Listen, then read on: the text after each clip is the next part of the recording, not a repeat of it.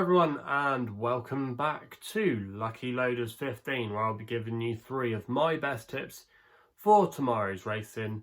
Now, before we get stuck into those tips for tomorrow, I quickly just want to recap on how our results were today. Before we get stuck into them, I should just say we had actually 2 non-runners. That was because of the rain that came across the UK last night. The first one of them was at Chepstow with Springfield Fox in the Welsh National. The whole meeting was abandoned in the end, which means that they're actually going to be restaging the race hopefully in a couple of weeks' time in the entire meeting. So fingers crossed we'll get to see Springfield Fox line up in that race, because I absolutely think he's tailor-made for the National. I've been wanting to see him in the race for quite a while, and fingers crossed we'll get to see him on January the 9th, which is actually the date the meeting's been rescheduled for. So hopefully we'll see Springfield Fox then. The other non-runner for us today was the Nap. That was Nutswell at Wetherby. Wetherby didn't escape Storm Bella last night. A lot of rain falling here in the UK and also as well in Ireland, and it's made the ground very testing. In the end, the ground at Wetherby went from soft to heavy, but even though Nutswell had some form on soft ground, it might have just been a little bit too deep for him, and Connections decided to put him away for another day. So that was a little bit frustrating there, but he had been quite weak in the market, and I'm not sure actually if he would have won that race in the end. So yeah, that's why those 2 selections didn't run today. Going to the horses that did run for us, in the end it has been a mixed bag with our results. So we'll get the negatives out of the way first. First of all, Notebook was our next best of the day. In the end was no match for Chacun Poursoir, who did the job well in the end. I did say last night that Chacun Poursoir is a horse that I've never warmed to, and I still particularly haven't really warmed to him, I would say, at least for the Champion Chase. I thought he was very impressive on the last jump, where he really asserted away from Notebook, because I think possibly Notebook is a better jumper than Chacun, but Chacun has got that higher cruising speed and more of a speedier engine, which Notebook doesn't have. And you could see that with Notebook, he's more of a better jumper than Chacun in my opinion, and his form over hurdles suggested that he didn't have that engine to be absolutely top class over hurdles, but over fences he's still been a fantastic horse, Notebook, but he just didn't have the pace to live with Chacun. And also as well, Altior did obviously get turned over at Kempton. We'll touch upon that in a sec. But yeah, Chacun, just going back to him, even though yes, he's done nothing wrong this season, won both of his 2 starts, and to be fair, has beaten the best of what you would say there is in Ireland now with Put the Kettle On and Notebook. For me, I'm just not convinced that Cheltenham will be his track, and I think something else might find him out. If I actually had to have a bet now for the Champion Chase, I would actually stick with Politolog. Now, Politolog is a horse that I haven't changed my mind about since the Tingle Creek. It's just enhanced what I originally thought. I thought he was no fluke winner of the race last year. At the time I did, but looking back on it, I didn't think he was, and I was all over him for the Tingle Creek going into it, even before Altior, because I just like the way that Paul Nicholls has retrained him and got new ideas into him. So if I was to have a bet for the Champion Chase, I think if Politolog could get an easy time of things up front, and run a similar race to he did last year, I think he might be able to outjump Chacun Poursoir, and also as well use his stamina, make it a bit more of a stamina test, whereas I think Chacun is a bit more of a speedier type, and if Politolog did get loose on the lead, he might just be able to run the finish out of Chacun. So yeah, that's where my thinking is for the Champion Chase. But yeah, no excuses there with Notebook today, and even though they did omit the last fence, I don't think that would have made any difference at all. So yeah, Chacun Poursoir couldn't have done any more wrong, but 2-1 for the Champion Chase.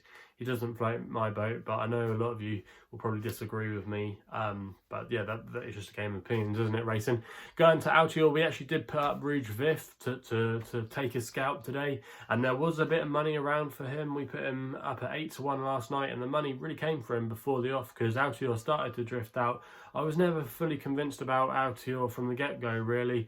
He looked a bit lazy. We had known he'd been racing that way the last couple of seasons, but he just didn't seem to have the same zest and the same turn of foot that he had done in the past. I still think he ran okay now, but I just think the old boys now getting on a bit. Maybe at Cheltenham he might be able to at least make the frame, but as for Champion Chase goes, I could be maybe a little bit premature to write him off. Maybe he needed the run, but I think he would at least need another run between now and Cheltenham. Maybe the game spirit at Newbury is where we'll see him next. But yeah, I don't think I would really be getting that stuck into Altior for the champion chase. And it was Nuba in the end for the Skeltons, who've been having a wonderful time of things.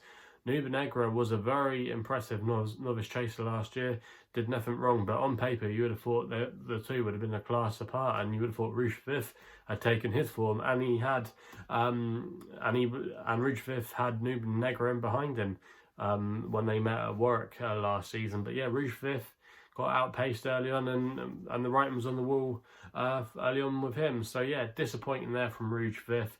And they were the two disappointments today. The two profitable tips that we had today were our long shot of the day, and also as well an extra tip. Now the long shot was Mellow Ben, put up at 12-1 each way last night with 4 places advertised, and in the end finished in 4th place. There was quite a bit of money around for him today for Tom Cannon and Chris Gordon. No, it was actually Rich Johnson, sorry, and Chris Gordon. Tom Cannon was on Comanche Red. But yeah, there was quite a bit of money around for him, and he absolutely went off at a tearaway pace early on. And to be honest, I know a lot of people going, why did he go that fast? Why did he go that fast? But I think that's the way he was going to have to win that race, you know, because that's the way he went at Newbury last time from the front, and it was a good tactic for him. And he probably doesn't quite have the stamina over 3 miles to win against the majority of those. So he had to really run the finish out of them. And in the end, he actually, despite going back through the field, managed to rally and finish in 4th place. I was surprised he finished in 4th place. I'd left the room watching telly thinking that we had a loss tip there, but when I checked my phone after, he managed to run into that extra place. And if you were on the double figure prices like I was and advertised last night, happy days. So yeah, that wasn't the worst selection there in the world. And the other selection, Eddie Maurice, he never lets us down in this race, you know. Okay, he didn't win it, but he was advertised here last night with the 5 places with Sky Bet, advertised at 10-1 at the time, but his final SP was 18-1. But because of that rule now with bookmakers not doing the best odds guaranteed, I know Sky Bet aren't anyway, with the extra place races, we're going to take the 10-1 in the profit and loss. So yeah, if you did take the 18-1 just before the off, fair play to you there, you would have got a bit more place money there. But yeah, Eddie Maurice, you know, ran his normal customary race out the back, which is the way he has to be ridden, and comes with a late turn of foot. Yes, there was some nice types in there today compared to probably some of his previous attempts in this race before, but yeah, he still ran with credit, you know, and ran a solid race and managed to pick up the extra place money. So with those 2 selections today, it meant we just came out on top. Not a big profit, obviously, but it's better than a loss. And yeah, it just gets us back amongst the profit, and hopefully we can build on that with our selections tomorrow. So like I said at the top of the show, we've got 3 tips for tomorrow's racing, and obviously like I said, a lot of the racing has been abandoned. Only a few meetings now instead of the original 5 or 6 I think that there were meant to be. So yeah, let's get into the tips then for tomorrow, and we're going to be starting early tomorrow at Catterick in the first race of the day, and we're going to be going with the Longshot, and this goes in the 1150, a conditional jockey's handicap chase. But I thought Gouet de Bruyeres could be the way to go here. I'll write it for you up on the screen if you can't hear my French. But yeah, this horse is currently 12-1 with bookmakers at the moment, and that price was available at the time of recording with Betfair and Paddy Power, trained by Oliver Greenhall and Ross Turner. The conditional jockey is booked for the ride, claiming £3 off the horse's back. Now, if you look at the horse's bare form on paper, he hasn't shown too much on his recent starts, you know, hasn't really set the world alight. However, I think his effort at Market Raisin the last time out, when he finished in 5th place, was better than it actually suggests. If you go back and watch the replay, thought he travelled well for a long way, thought his jumping was okay, you know, and he's still learning on the job. And I think what the problem's been with him is the handicapper. The handicapper gave him a mark of 110, and now he's down to a mark of 98. Sometimes the handicapper, I think, can be a little bit tough on some of these French horses, and he doesn't always like to give him a chance early on. But yeah, this horse now, I think he's down now to a workable mark of 98, plus Ross Turner's £3 claim. He's going to be essentially running off a mark of 95. But I was quite encouraged by the way he travelled through the majority of that race. And I think the track at Catterick, quite a sharp track there at Catterick, you know, normally quite a speeders track. I think that's going to help him. You normally want a strong travelling horse, and I think it'll be exactly that tomorrow. Also as well, I think the ground's coming in his favour as well. If you actually look at some of his best form, at least in France, was a third place finish in deep ground at Nantes. So yeah, the ground shouldn't be an excuse for him, in my opinion. I think he's down to a workable mark now. Now he's going to be running against it's either King Golan or Storm Golan, I forget, one of those Golans. He's going to be running against one of them tomorrow at Catterick. And he's going to be off much better. He's going to be much better off compared to their last run at Market Raisin, where he got the better of our selection, Gouet de Bruyeres. So yeah, I think that's another positive as well. And Oliver Greenall stable, another thing to mention there is that they've been in cracking form in December. In the last fortnight, they've had 5 winners from their last 14 runners, so they're in good form. They had a good winner, I think it was at Weatherby yesterday, so they're great guns at the moment. And I just think this horse, despite having a few poor efforts on his name now, has been given a chance by the handicapper. So I think Gouet de Bruyeres, yeah, a bit of a left field selection there for my long shot of the day, but I think he'll be a bit shorter come post time, and I think he'll run a very good race. And I'll be disappointed if he can at least go close to making the frame. So that's going to be my long shot of the day. We then go with my next best, which runs in the 1:15 at Leopardstown in the Christmas hurdle. Pretty much seeing all the major players really in the Irish staying division. And the one I'm going to be going with here is my next best is Ronald Pump. You can currently back him at the time of recording at 4-1, and I'm only going to recommend a win bet here for Matthew Smith and Keith Donoghue. Now this horse has been a great servant already for Matt Smith, coming from handicaps and stepping into graded company. He finished second in the Stairs Hurdle last year behind Liz Nagar Oscar, and shown already so far good ability to perform this season. He fell in the Liz Mullen Hurdle, but he probably needed the run. But his run last time out behind Honeysuckle in the Hatton's Grace was more like it. He was staying on really strongly at the end over a trip that was too short for him. The Hatton's Grace Grade 1 was over 2.5 miles, and stepping back up to 3 miles tomorrow should really suit him. Plus, in that race as well, he had to give Honeysuckle, who's unbeaten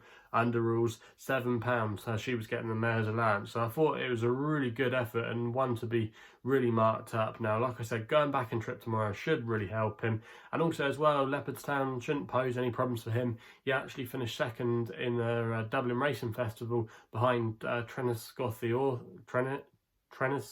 Enniscorthy, if I can pronounce that with my Irish pronunciation, in a decent handicap here at the Dublin Racing Festival earlier in the year. So yeah, the track shouldn't pose any problems for him. And the winner that year, Enniscorthy, if I can pronounce it, Tracy Enniscorthy, was a very progressive horse. Had won the Petomps qualifier, which has actually been run tomorrow at Leopardstown the time before. So it was quite a good level of form coming into that race, and he has definitely taken his handicap form into graded company. Now, if we look at some of his opposition tomorrow, Cider Burley isn't really a horse I'm getting too excited about. I know a lot of shrewd people have tipped him up for the Stairs Hurdle because it looks quite good form, but there's just something nagging at the back of my mind that I think our boy might have a bit more improvement to come. The other horse people will be saying about is Fury Road.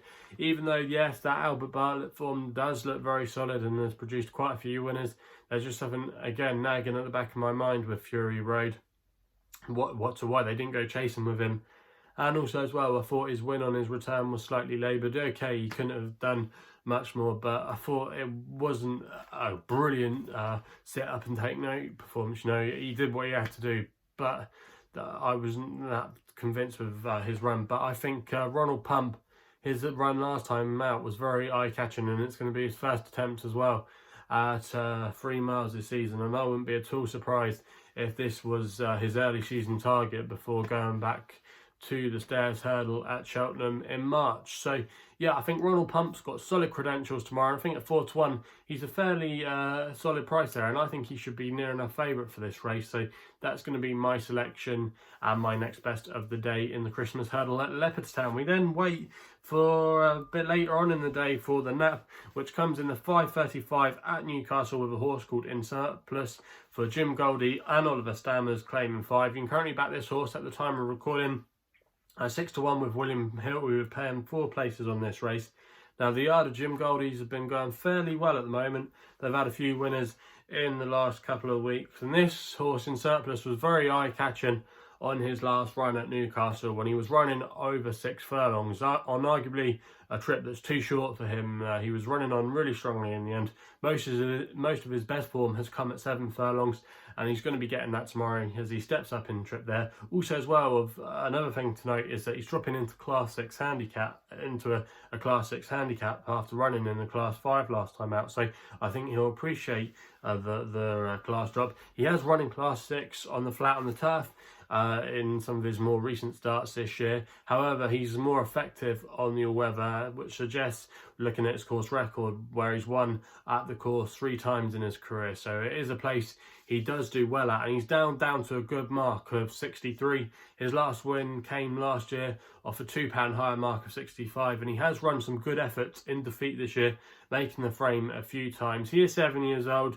He obviously probably hasn't got too much more to come to go to new heights, but he is down to a really workable mark against lesser opposition. And also as well, with that £5 claim of Oliver Stammers, that's really going to help him too, as he's basically going to be running off a mark of 58. So yeah, really solid credentials, I think, for Insurplus tomorrow. And I think he represents a good bit of value here at 6-1. And I think if he can build upon that run last time out, that encouraging run at Newcastle, I think he'll go very, very close in this race. So yeah, Insurplus it is for me in the 5:35 at Newcastle, and he is going to be my nap of the day. So quickly just recap through the selections then. In the 11:50 at Catterick, we go with Gouet de Bruyeres at 12-1 each way as the long shot of the day. We then go to 1:15 at Leopardstown, the Christmas hurdle there, with the next best Ronald Pump 4-1 win only bet. And then the 5:35 at Newcastle, Insurplus is the nap of the day, 6-1, 4 places each way, William Hill. So yeah, if you haven't done so already, please make sure you hit the thumbs up button. I really appreciate all the support you give me. Also as well, if you want to subscribe here to my YouTube channel, you can do, and it means every time I upload a video, you'll get a notification on your desktop or your app, so make sure you do if you haven't done so already. Also as well, if you want to follow me on Twitter, you can do, where my handle is at LuckyLoader15. That is the best place to follow me on social media. And if you want to know a little bit more about myself, you can check out my website, which is www.chrisloaderracing.co.uk. So please gamble responsibly. Hopefully we can have some winners tomorrow, and we'll be seeing you soon.